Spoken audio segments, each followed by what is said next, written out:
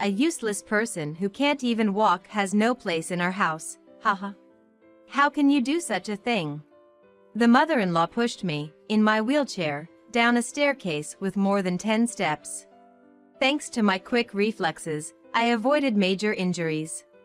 She did not help me and just laughed at my plight. You're just unemployed, why don't you just get a divorce quickly? All right, I understand. The mother-in-law doesn't know that I earn an annual salary of $200,000. What kind of future awaits me as I leave this house? And then the mother-in-law brings up her son. Also, I'll be taking the grandchild with me, haha. I won't let you do that. Ha. As if you could take care of a child properly. I resolved to protect my son at all costs. I couldn't hand him over to such a devil-like person. And so, I decided on revenge. I'd rather leave this house even without being told to. A month after leaving the house, I received numerous calls from the mother-in-law. She might have finally realized the gravity of the situation, but it was already too late. My name is Emily, and I just turned 45 last month. I live with my husband and our 5-year-old son. I met my husband John at a party of a mutual acquaintance when I was 35. Wow, Emily, you work as a fashion designer? That's pretty cool. Not at all, I still have a long way to go. That's something I definitely couldn't do, haha. That's not true.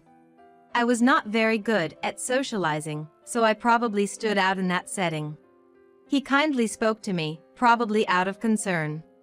My impression of him at that time was of a caring and sincere person. Recently, my parents have been nagging me to be independent, haha. You live with your parents, right? Yeah, but they're saying I'm old enough and should live alone. Then, why don't you come to my place? At that time, we weren't officially dating yet. Even now, I wonder why I said that. It just came out naturally, like breathing. Maybe I was drawn to his somewhat unreliable and childlike aspects. And so, we started dating at the same time as we began living together. Listen to this. If we have a child, my dad will give us money. What? What do you mean? I don't really understand either. Like a celebration gift, maybe? But, well, to be honest, I didn't have much desire to marry or have children. And I thought it might be difficult because of my age. However, my husband was optimistic and quite excited about the idea of getting money. By this time, we had been dating for 4 years, and I was about to turn 40. You're kidding. I was holding my head in the bathroom. I was also optimistic. It seems I'm pregnant. Really? That's great. Then we've got to get married, haha. Yeah, we should. Reluctantly, I discovered my pregnancy on my 40th birthday, and soon after, we got married. At this time, my work was stable. And I thought about devoting my time to the child that was about to be born. However, this would lead to a drastic change in my husband's attitude. During the pregnancy, he seemed no different from before. But, you've done well, huh? Is something wrong? As soon as my husband saw our newborn son, he muttered something unbelievable. Is he really my child? What? What are you talking about? Everyone in the room froze for a moment at his unexpected words. He doesn't look like me at all, does he? You can't tell such things right after birth, can you? Well, whatever.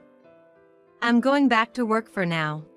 Saying that, my husband left the hospital room without looking back. I couldn't accept his words at all.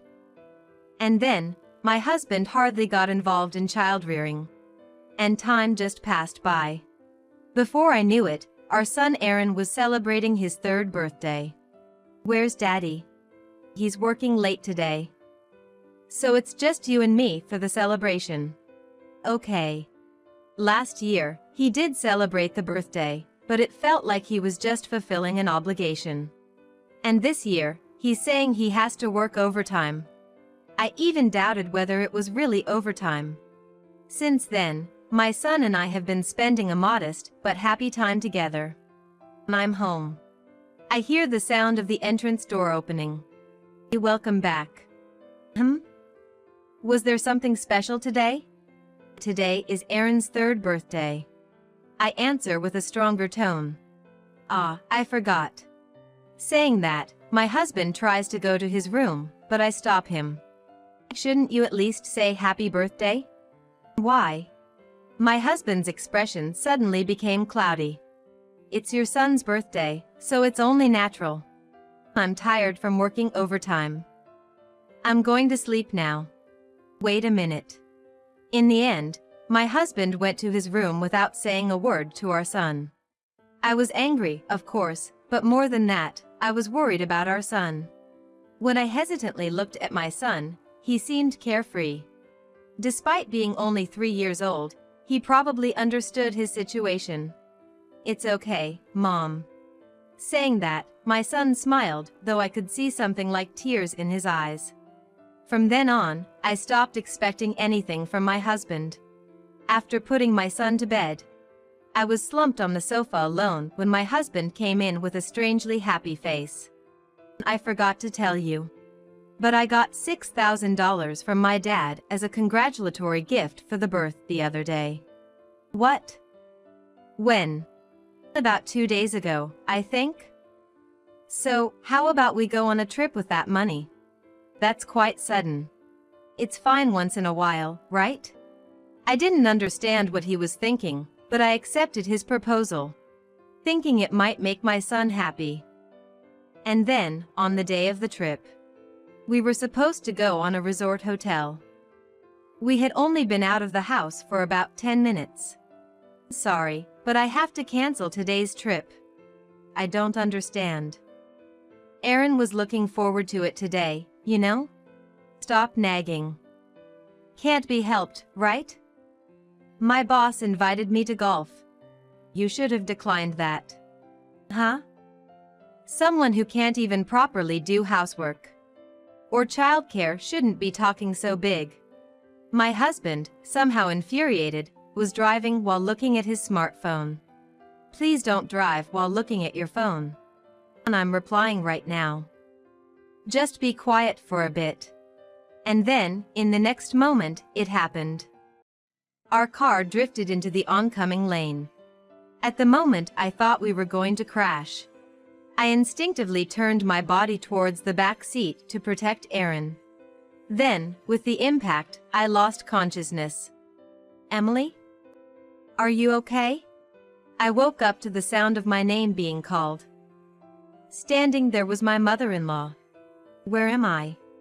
What are you saying? You're in the hospital, of course. I remembered something else important. Aaron? How's my son? Then, the mother-in-law answered with a sly smile. He's fine. Just some scratches, it seems. That's a relief. I sighed in relief. However, the mother-in-law suddenly became confrontational. Relief? John has broken bones, you know? And it's your fault, isn't it? What? What do you mean? According to John, you suddenly interfered, causing the accident. I didn't do anything like that. I felt anger at my husband's false testimony and tried to get up. However, I couldn't muster any strength. While I could move my arms, my lower body was completely immobile. Is something wrong? Haha. The mother-in-law, knowing my condition, was smirking. Do you know something, mother-in-law? Who knows? I don't, haha. Well, see you. I was suddenly overwhelmed with a cold sweat. I asked the doctor who came in after my mother-in-law left. The answer I received was beyond my worst fears. Will I be like this forever? Unfortunately, the chances of recovery are almost zero. So, I'll be in a wheelchair for life? But isn't there a way to walk again? There is rehabilitation, but it doesn't guarantee you'll be able to walk again. Everything went dark before my eyes, and I couldn't think of anything. I spent over a month in the hospital before being discharged. During that time, my son was left at my mother-in-law's house. My husband never came to visit me. Thank you for coming today. It really helped. No problem. I'd come right away if you're in trouble, Emily. You're about the only one who would say that, haha. But your husband not coming at all. Well, I kind of expected that. I returned home with the help of my junior colleague, Julia. Now that I needed care, I was fortunate to have my parents' barrier-free house. I thought I could manage living there. Starting tomorrow, Mom will live here too. Why? Why? For your care. I can't do it alone, and Mom offered. Be grateful. Even so, it's so sudden. Don't complain. Now you're truly useless. You have no right to complain, haha. That's when the real help began. What? This house, it's big but so old everywhere. Please take care of me from now on. Oh, were you there? I didn't notice, haha. Well, I'll be taking care of you from now on, so you should be grateful. My mother-in-law, who claimed she would take care of me, hardly did anything to help. As I continued living like this, I managed to take care of myself to some extent. Seeing this, my mother-in-law became even more oppressive. If you can do so much, maybe I'm not needed? Please do everything on your own from now on. But I can't do everything. Please help me a little. Why should I do that? Haha. You can't work, and you're not useful. I am working, though. That's just your delusion, right? Haha. Then, I started taking on design work again, which I had paused due to my leave of absence. I couldn't stay silent after what she said. Sometimes I was accused of just playing around. But I ignored it all and focused on my work. Thankfully, my work began to be recognized. Your recent design has been really well received. And the one you designed for wheelchair users was considered innovative. Everyone at the office is talking about it. Really? I was just thinking about what I could do in my current situation and it came to me. Just a fluke, haha. Even if it was a fluke, it's amazing. And now there's a magazine that wants to interview you, Emily. My junior colleague, Julia, seemed even more excited than me. It felt good to have my work appreciated. I continued to release new designs as if inspired by a divine force. With each high rating, my income kept increasing. However, my husband came sniffing around when he got wind of this. I hear your work's been going well recently. You're making quite a bit, aren't you? Not particularly. Don't lie. I know it. From then on, my husband began to ask me for money. This went on for about half a year. I quit my job, haha. What? Why would you do that? Because it's stupid to work hard when I see you earning easily. Well, that's the situation, so take care of me, okay? Wait a minute. Oh, and don't tell Mom about this. Why? Ha. Can't you understand? If you do, it'll ruin my standing. I didn't press any further. I was too dismayed to find any more words to say. It was absurd to do such things just for his cheap pride.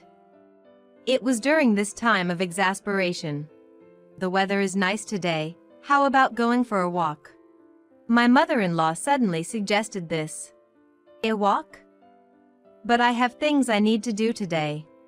It's not anything important. Come on, let's go. She forcibly pushed my wheelchair and took me out for a walk. I had never gone for a walk with my mother-in-law before, so I had a bad feeling about it. Where are we going? A nice place. That's enough. Let's go back. That's not possible. She seemed unusually desperate. It seemed like she was heading to a park on a hill nearby in the neighborhood. My mother-in-law was also breathing heavily, probably due to her age. Here we are. Nice view, isn't it? It is, but I couldn't believe she brought me here just to see this view. Just as I was thinking this, I saw stairs in front of me. Then, I felt a strong impact from behind, as if the wheelchair was about to fall. Ah! The wheelchair ran towards the stairs and tumbled down forcefully. The scene of the previous traffic accident flashed in my mind. I managed to protect myself instinctively. However, my legs wouldn't move. I faced up the stairs. A useless person who can't even walk has no place in our house, haha. How can you do such a thing? My mother-in-law didn't help me lying on the ground, but just laughed at me. She was like a villain from a story. You're just unemployed, why don't you just get a divorce quickly?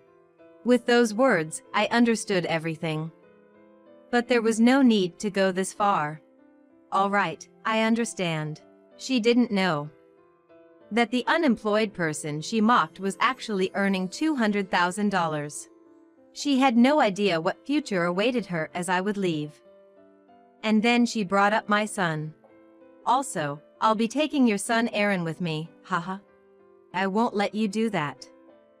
I will raise Aaron. Ha. You can't possibly take care of a child in your condition. After saying that, I couldn't see my mother-in-law anymore. I couldn't hand over my precious son to such a devil-like person. And so, I decided on revenge. I'd rather leave this house even without being told to. Realizing I couldn't get up on my own, I called someone for help. Emily? What's wrong? Sorry for the sudden call. I need some help. Understood. Where are you? I explained what my mother-in-law did and my current location. 10 minutes later, she arrived by car. Are you okay? I somehow dragged myself here, haha. But I'm really exhausted now. I had managed to crawl to a nearby bench. It seems I was really hated, haha. This is no laughing matter. For now, I'll take you to my house. Thus, I stayed at Julia's house without returning to my own. My concern was about my son Aaron. Fortunately, it was still only 2 p.m. in the afternoon. I asked Julia to pick him up from kindergarten. Mom. Aaron. I have something important to talk about. I'm thinking of living separately from Dad. Who do you want to live with? I want to be with Mom. I don't know how I would have coped if he had chosen his father. But, thankfully, that worry was unfounded. I decided to divorce. Of course, my husband called. This was also expected. Hey, where are you?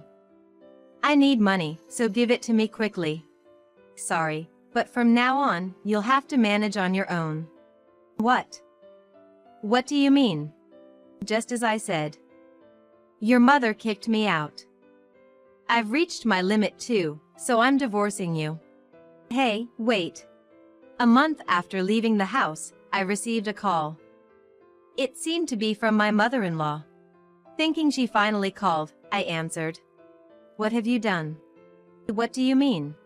There are workers at the house. Oh, I asked them to come. After all, that house is mine, haha. What? She sounded quite angry, but I ignored her and continued. Isn't that great? You didn't like the old house, right? Oh, and have you heard from my husband? What about him? He's currently unemployed, haha. What do you mean John's unemployed? Wasn't he working? He hasn't been working for a long time now. All the money we've been using was from me. I thought you were unemployed. Of course not. Shall I tell you how much I earn? The mother-in-law's voice, now lacking its earlier bravado, trembled. $200,000. $200,000. That can't be true. You don't have to believe it, haha. We won't be involved with each other anymore.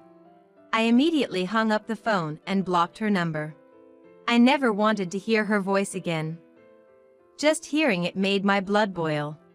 They will regret for the rest of their lives for letting go of someone like me. Just imagining their faces filled with despair gives me the will to live, even if I can't walk. Eventually, I managed to divorce my husband. The mother-in-law, upon learning the truth, demanded an explanation from him. And then he called. What? Hey, help me out. You seem to be mistaken, but we are strangers now. Handle your own problems. We lived together all this time. I don't recall someone who never cared for his child or did as he pleased, haha. Send my regards to your mother. Of course, I blocked him as well. My dealings with them were over, but I had plans for the mother-in-law. What she did to me was nothing short of criminal. She might not know what judgment awaits her, but she'll likely spend nights trembling in fear. Meanwhile, Julia said to me, if you move, call me, and I'll be there anytime. Like last time? Just kidding, haha. Yes, of course. Really? Then I'm counting on you. Leave it to me. I moved to a new place with my son Aaron. And, perhaps due to the hard rehabilitation, I've started to regain some sensation in my legs, little by little. It might still take time before I can walk again, but I won't give up. After all, I have my precious son with me.